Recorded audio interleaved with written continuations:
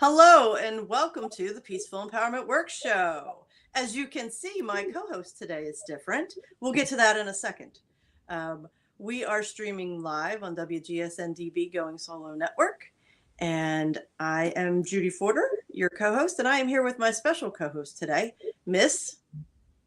I am Cece Shatz. Yes. Now, Cece is the woman behind the scenes. You know, if you've been watching our shows and things like that, especially, prior to the last couple of weeks, when we would say, thank you, Cece, this is who we were talking about. She's our producer, and her timing is spot on when bringing up maps and graphics and things for us. And she also caught on where she needs to wrap us up at the end because we lose track of time. And has found a beautiful artistic way to send us through the wrap up. So visual cues do it all. So Kris is off doing a class, an intensive taking a class. So I said to Cece, I was like, either you do a show with me or we do a replay. And she was like, I'll gladly do a show with you. So here we are. And we thought we would talk about collaboration today. You know, Cece is the one that runs the network, owns the network. And if you've ever looked on the website, you could see that she collaborates with a lot of her hosts on the network. So what a perfect topic for today.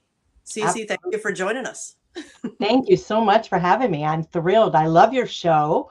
I listen to it regularly, especially when I'm producing it. But I do love it very much. I think it's really spot on, and I really do believe that it will help people, as they navigate their lives, move through their lives. So definitely, I'm sorry that Kris isn't here, and we miss her, and she'll be back next time. Absolutely. Absolutely. Would you like to tell our guest a little bit about you? Because you are a woman of many hats. Oh, well, thank you. Well, I've been fondly referred to as the Doyenne of relationship building. I am the president of the Going Solo Network, which is the new streamingnetwork.com. We've kind of relabeled ourselves. We're the home of Going Bold Media, Going Solo Media. I am a divorce, dating, and a life coach, although the radio and TV and podcast station that we have here keeps me pretty busy, so I don't do too much coaching. But I started out with my divorce group, and then started out with my one show, which was Going Solo Life After Divorce. And then, it just built this entire network thinking, other people have great information that people need to hear. And so why not? Let's bring it together. Let's collaborate, right? And bring it together and share it with the world. And so now we've been doing really well. This last year, we closed out on 6 million on just Roku station alone. We're on all the platforms, all the major platforms. I think it's like 58. I just picked up another platform yesterday that we're going to start distributing to. So we're starting on radio. So we are a live streaming 24/7 radio station.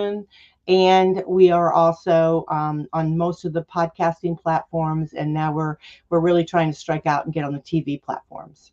So that's it. That's me in a nutshell. Excellent. Outstanding. Now, it's interesting because when we started with you, like you said, it was the Going Solo Network. I don't know why my light keeps going out. I guess I'm not meant to shine today. And now it's transitioned into the Going Bold Network. So you offer a lot of different things, not just divorce and things and dating topics as well. There, you have a whole slew of support. I would say support-based shows that if people scroll through your offerings, your website, something might hit. It's not just for singles that are dating or divorcees that are dating. Right. Yeah, we started with the Going Solo, which was geared towards singles, right? And then I realized, as we're moving forward, and I'm, just like everyone else, we're missing Judy. Sorry. I'm like everyone else. I'm single. I'm doing that transition, right, into building a life of my choice, building my new life. And then I realized there's a whole lot of information and things we want to connect with. So we opened it up to the Going Bold.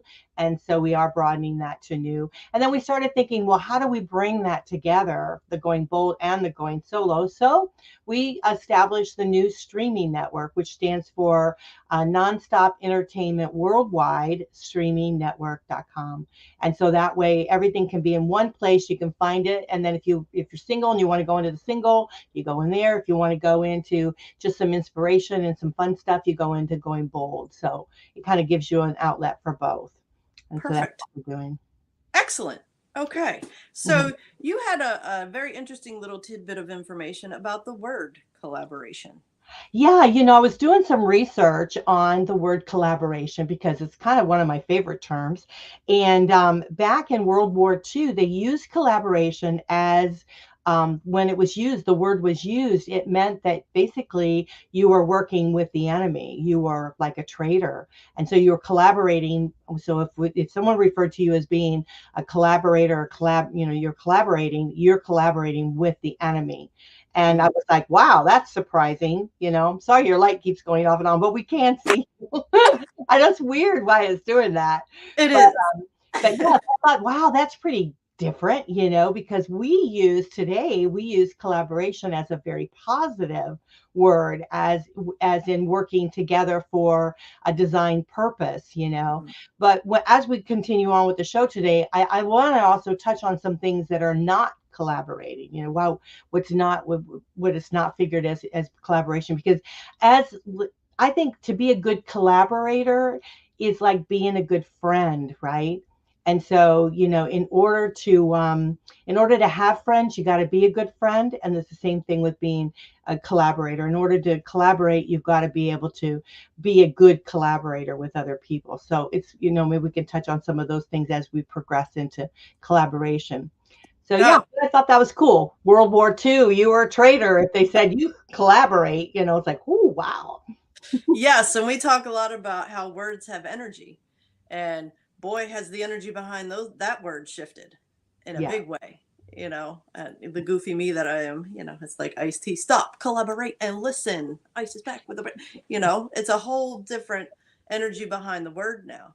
And in the work that we do at Peaceful Empowerment and Masterful U, we talk about our map. We talk about zone 1 and zone 2, and it's extremely difficult to collaborate if the people involved in the collaboration are in zone 1 or zone 2.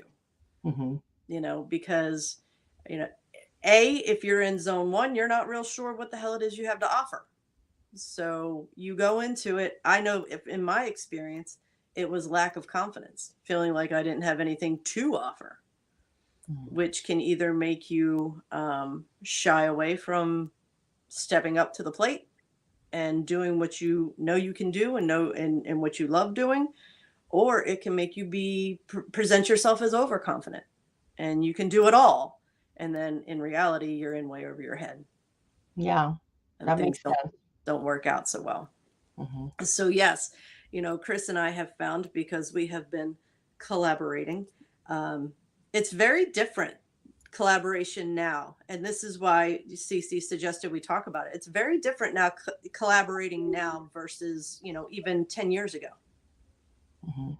And, you being in the field that you're in, how have you seen collaboration shift over the years? Yeah, I think that it's more. I think people tend to work more together now than they did before. I think collaboration before, it was still more of a singular type of way of doing things. And now I think people really do get the message that if you collaborate, you can form, an alliance with those that maybe you have areas that you're not as strong with, right? Mm-hmm. And so those individuals can pick you up, and move you forward with regards to the things that they're strong in. So like, for instance, with our network, right? As a pure example, we have all these wonderful hosts like yourself that are really great in different, different parameters of information. And so we're able to connect and be able to distribute all of that information out. So it's like we're all working together for one purpose. And so we, you guys share our information, the radio station, the TV station, the podcast station. You share that, and we in turn try to get this great information out to other people. So you're really working together on everything. But the beauty of it is each host is also working together to do that. So not only not only the host is promoting themselves, but they're promoting the station, and they're in an alliance promoting all the other shows that are in that we're broadcasting. So it really opens it up to a wide range. So it's not so singular. Yes, I agree. And we like to talk, Kris and I talk about win-win-win situations. Mm-hmm. Collaboration has shifted to the point where we collaborate in the basis of everybody wins. And it's not an either or anymore. And it's about show up. What are your strengths? What do you want to contribute? What do you feel works for? And it's a lot of not feeling that everything is etched in stone anymore. Mm-hmm. It's a lot of experimenting and exploring and reevaluating and sitting down as a group and saying, okay, what's working for you and what's not working for you? Yeah. And what can we tweak and what can we shift to make this experience win-win-win for everybody? Yeah. And it's we were talking about this before we went live. It's really thinking outside the box, because the old way of doing things doesn't work anymore. I hated group work in high school and in college, because it always wound up one or two people did all the work and the rest of them showed up if you were lucky. And that's really shifting now.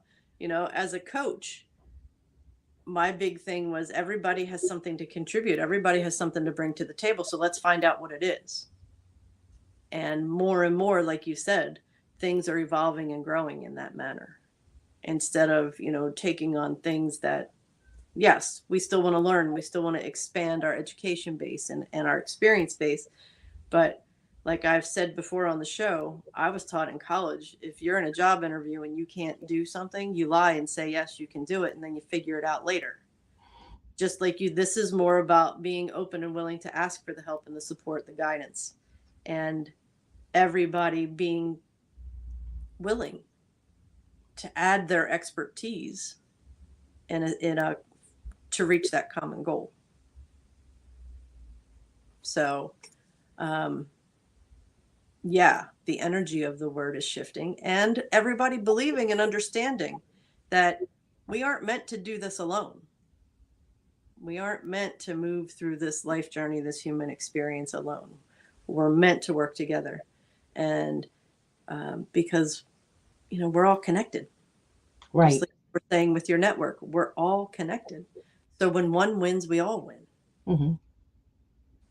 Absolutely. That's so well said. I mean, I like the way you said that. And that's one thing I wanted to mention is like the years ago when we were collaborating, like let's say, for instance, we were in school, right? And they give us a project and they pick all of us get together and work on it together because you're collaborating, right? So you're bringing your expertise of different areas into one session and trying to project something. Well, a lot of times someone wouldn't do anything. They would just sit around and wait for it to happen, right? And that's not collaborating, right? And so it truly is bringing whatever you have, and maybe you don't see what you have, and other people have to kind of point it out. Like, I have a lot of good friends that they're all so different from each other, and their specialties are so different from each other. Their walks of life, the type of careers they had, different things like that. Their personalities are different.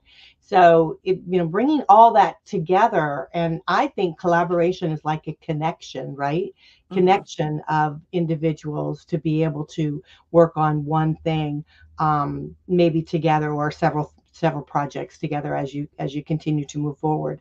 But it is that transition, and gosh, with technology, I mean, whatever we're doing today, we're going to close our eyes tonight and tomorrow it'll be totally different. There'll be more new things on the horizon we have to learn, right? So if we don't get it together and all come together to collaborate and to work, it's going to make our lives a whole lot harder.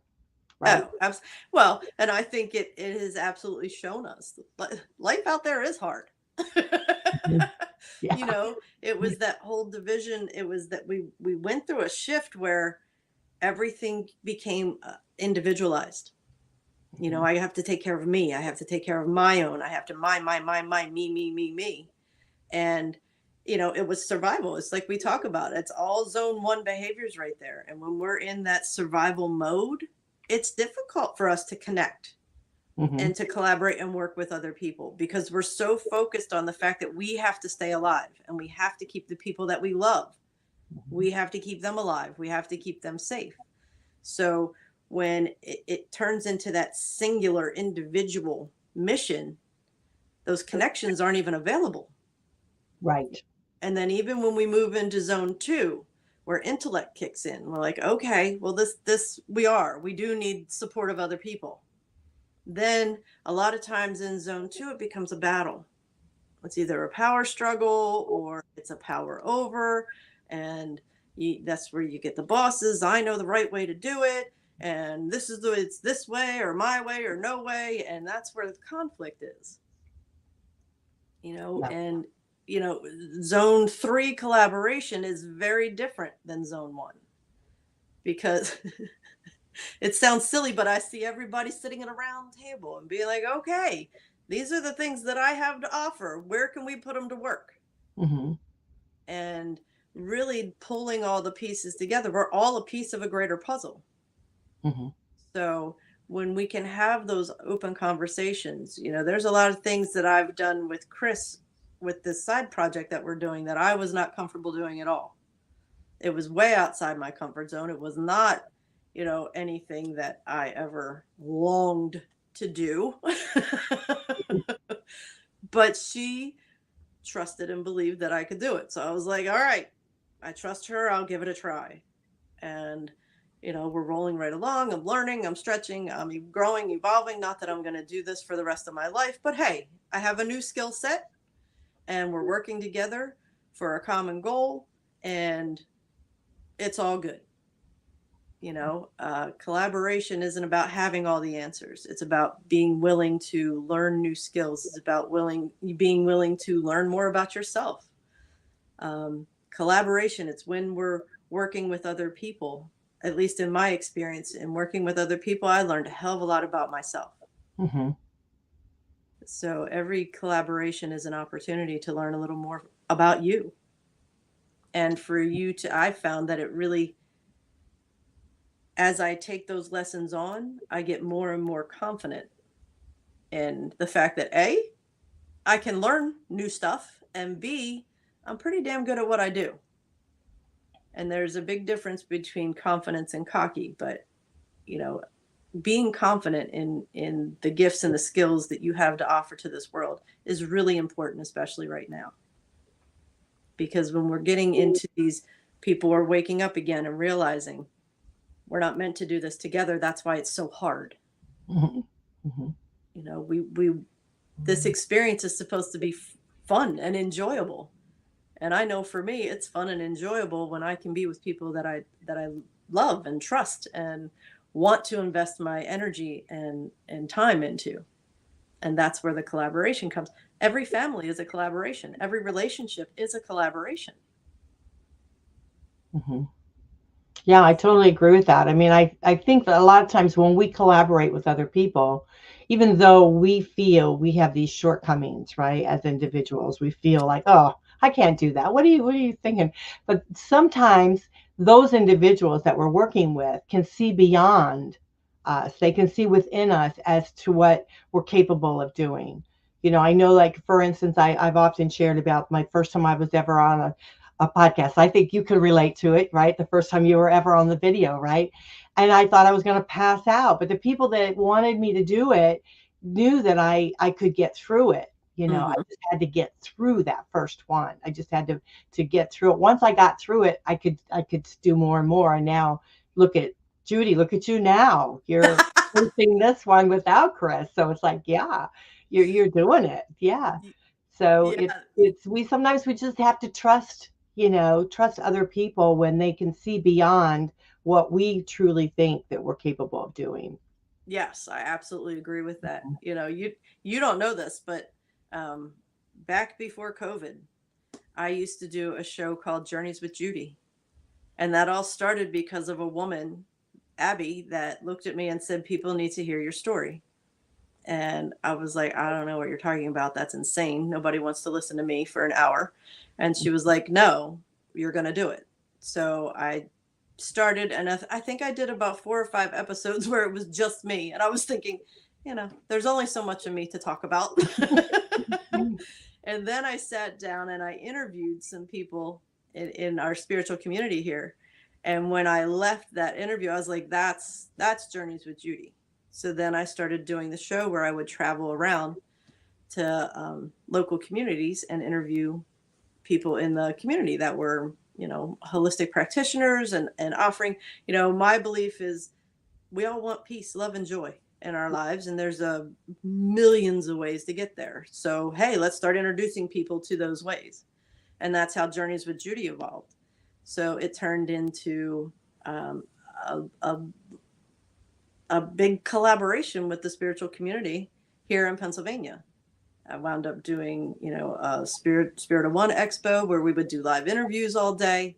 So it was fun, and that communication and the connections and getting to know people and share their gifts with everybody that was watching was definitely win-win-win. Mm-hmm. And it's funny because, it's not something that I really thought about until sharing it right now. That was, everybody was winning in that. And it felt really good to be able to contribute and share. And, what you offer is definitely a gift in that collaborative story and energy. You're showing a new way. Thank you. Let's talk a little bit about the negative part of collaborating. What I'm happy to share is I have in my brain, I've got something, right? A vision that I have. And I will admit this, I had someone in my life who I love dearly and wanted to help me, right? Mm-hmm. But I just couldn't. I was so fearful of being able to do it wrong, or whatever. That kind of drove that person insane, right? And they eventually didn't want to help me anymore. But because I had this vision, right? And so sometimes when that happens, when we're collaborating with other people, we have to and I realized then, and I realize now as I'm talking, is that I needed to let go of some of that, because even though I had this particular vision in mind and I had these fears that I was struggling with, if I had just let that go and let that person kind of take over, and I think I said that a couple of times, just you take over, you just do that part of it, So this way, because I could see myself squashing it, I could see that he was trying to build something, different. He had a vision too. He was trying to open the door for something else, but I was just so, controlling, I think, that I didn't allow that to happen. And so I think when we collaborate, we have to really be part of the team, not just, even if we're the leader of the team, we've still got to, allow ourselves to let go of our fears and let go of some of the controlling that we have, because I found myself to be extremely controlling, and I am not a controlling person, although don't ask my children that, because I'll tell you I am, but I am really not a controlling person. But I became someone with him working on projects. I became someone that I didn't know who I was. And so it's kind of scared me a little bit. So let's talk about that, because I know your map that you have, let's describe that within the map. And I can bring the map up if people would like to look at it. Should I bring it up so people can see? Sure, absolutely. It'll take me just a minute here. Okay. Well, I mean, that's a perfect description of a zone 2 behavior, and a lot of this, your fear of losing control was very valid in a zone 2. And a zone 1, because in that zone 1, when we have that control, we believe that's what's keeping us safe. you know, and then we move to a zone 2 where, you know, you just take care of it. You take care of this part of it. And what I kept hearing when you were sharing about that is, you know, baseline and a successful collaboration, everybody has to feel safe.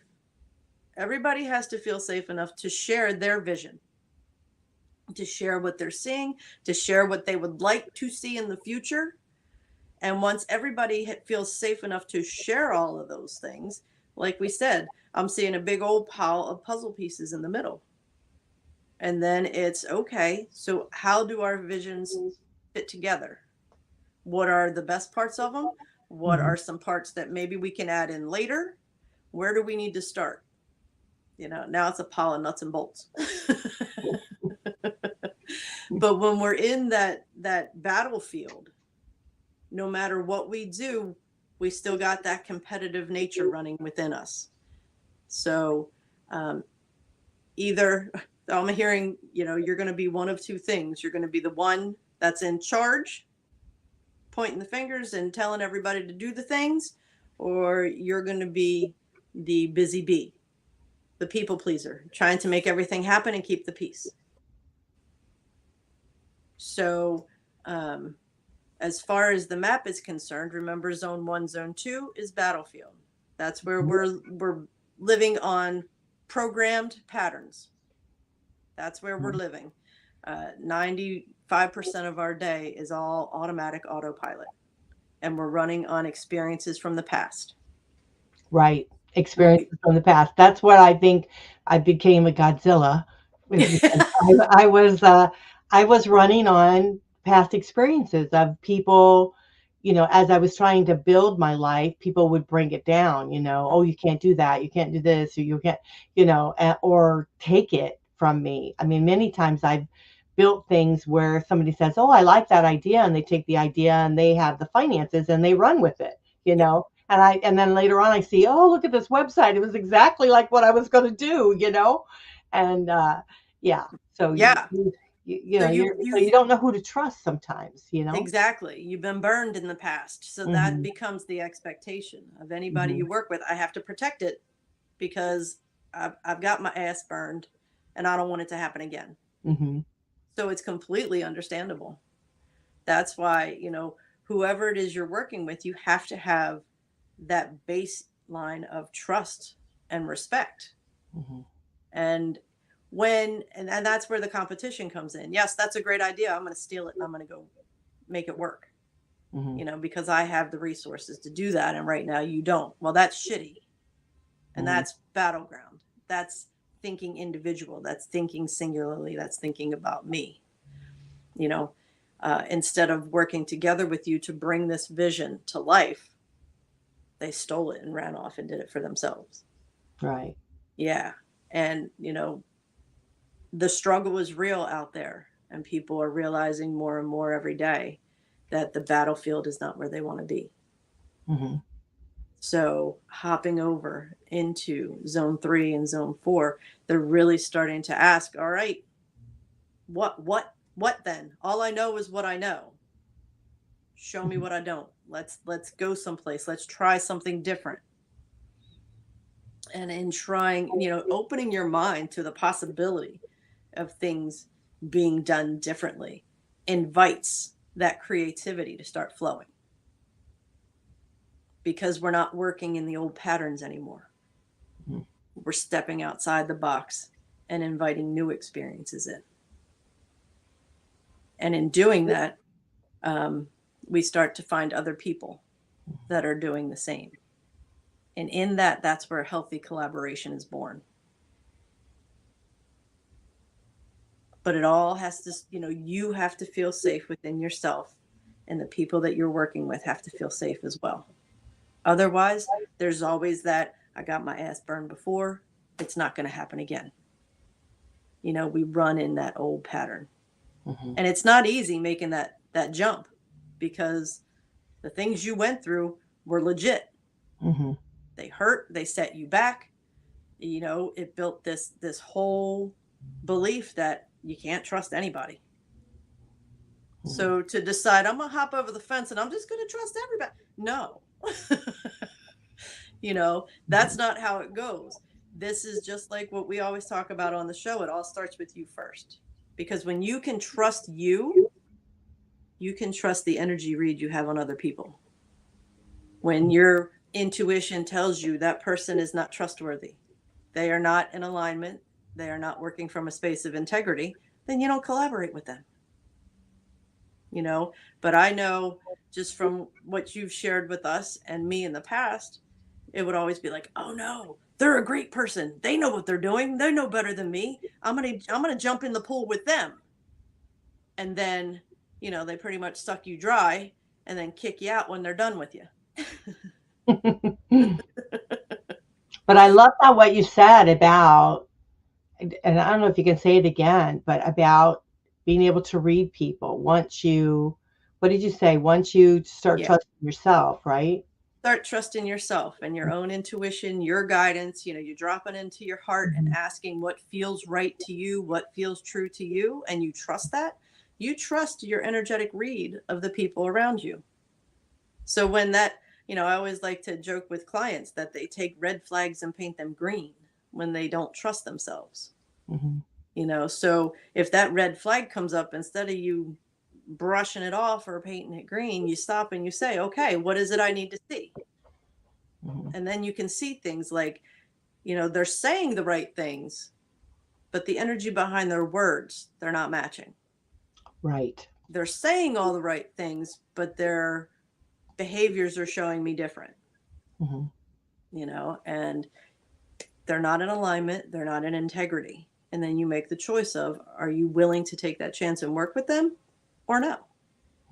So it's really about you being able to find your people. We talk a lot about finding your tribe, but it's true. When you can trust your energetic read of yourself, then you can trust your energetic read of other people. And that means keeping yourself in check too. Constantly, am I in alignment? Are my words carrying the energy that I want them to carry? Am I in integrity? Because, we've grown up in a world where integrity was not a very honored characteristic. Absolutely. And that is definitely shifting. It's definitely shifting now. So, integrity is important in a collaboration. Alignment is important in a collaboration. And it doesn't mean that it's always easy for you to sit there and speak your truth when the people you're collaborating with might not agree with it. But when you have that safe space, you can speak it, and then things can get awkward and a little uncomfortable. But when Kris and I joke about being comfortable in the uncomfortable, that's where growth happens. So not only are you committing to growing individually, you're committing to growing together as a group. Just like in any relationship, friendship, love interest, whatever, continue to commit growing individually and then grow together as a couple, grow together as a friendship, continue to grow together as a family. Yeah, I agree with that wholeheartedly. When I'm looking at your map, and I look at instincts, right? And intuition, we often we kind of interchange those words, don't we? Instinct and intuition. And so on instincts, we've got, grief, regret, hopelessness, blame, guilt, all those kind of things. But then when we're like you said, if we believe in ourselves, if we believe in our own instincts, we believe in our own intuition, then it becomes acceptance and courage and trust and all of those things. So it's a huge step. It's a huge leap. And I guess you got to go through the zones, right? 1, 2, 3 to get you there. But and then that's zone 3, intuition, which then would lead you to the inspiration to be able to collaborate together and be inspired versus being fearful. Exactly. Whatever. But I mean, I remember, being like Godzilla, and I'm thinking, shoosh, Godzilla with blonde hair. I mean, really. And I know he was trying to help me, and I could trust him. I don't know why but I just think I just allowed the past to overcome. That's exactly why you were burned, but Yeah. you were burned in the past. So there was that Yeah. fear, Yeah. and it's interesting because yes, zone 1, zone 2 is fear-based. Mm-hmm. Zone 3 and zone 4, that's where you're Mm-hmm. choosing love, Right. and Mm-hmm. when we choose to love ourselves, it opens us up to that whole world of intuition and inspiration. We Yeah. don't realize how much we hold ourselves down, Mm-hmm. and again, we've talked about it a million times on the show. Society has created this environment where it's, eat or be eaten. Either you win and I lose, or I win and you lose. And we're really transitioning to this: everybody can win. Mm-hmm. Everybody can. We're starting to realize that basically, we've been sold a bag of bullshit, and now we're clearing that stuff out and really working to create what it is we want to see in this world, which is more love, more joy, more peace, serenity. I Mm-hmm. don't think anybody loves living in survival mode. I don't think anybody loves living on the battlefield. Right. You know, Mm-hmm. um, there are the handful that rule the battlefield, but even there's turmoil in those power positions too. Mm-hmm. So truth be told, peace, joy, love, serenity, that's where people thrive. Mm-hmm. That's where collaboration, again, just it blossoms, and everybody works together for the greater good. It sounds very kumbaya. But it's true though. I mean, and you're seeing it more and more now. You're not seeing, the collaboration of yesterday, the collaboration of today. You're seeing it more and more. People are getting together and writing books together, sharing chapters, and then creating these wonderful books and working on different websites and webinars and all kinds of stuff. They're working together to really, because they realize that they're stronger in numbers, right, versus being by themselves. Yeah. And that's where I think our station is very strong, is because we do see that and we do feel that, and we want that to happen. And so yeah, I love collaborating. I love being able to help people and move forward Yeah, in I a positive absolutely way. agree. It's funny, as you were speaking, it's that saying, united we stand, divided we fall. Hmm. And I think we're seeing, you know, out there in the world, things are falling. Hmm. So what do we do about it? We come together. We Right. come together in love, and we Hmm. work toward that common goal, and we think outside the box. The old ways aren't working. Okay. What do we need to do? Coming Hmm. together. Everybody has a piece of the puzzle. So the only way we're going to figure it out is if we can collaborate effectively. Yeah, I agree. I just want to say something about the map. You guys, you can get the map, and if you want to go to, Kris is not here today, but if you email Kris at Kris at peacefulempowermentworks, that's a plural.org, and tell her right on their map that you want the map, she'll send the map to you. I think the map is really worth having. Maybe put it up on your refrigerator, and when you're feeling like you're getting wigged out about something, you can look at it and you can say, what am I in? What zone am I in? Am I in zone 1? Am I in zone 2? Am I in zone 3?